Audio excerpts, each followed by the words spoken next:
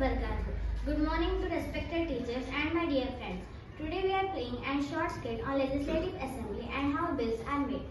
Whenever the environment related issues are discussed, the environmental minister plays an important role in the legislative assembly.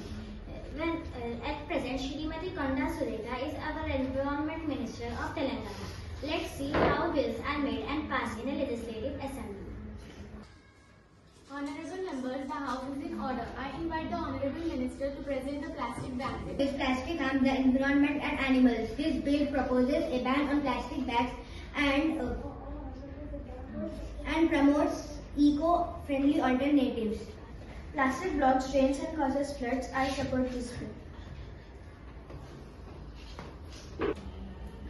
I agree with the aim, but how shopkeepers will help?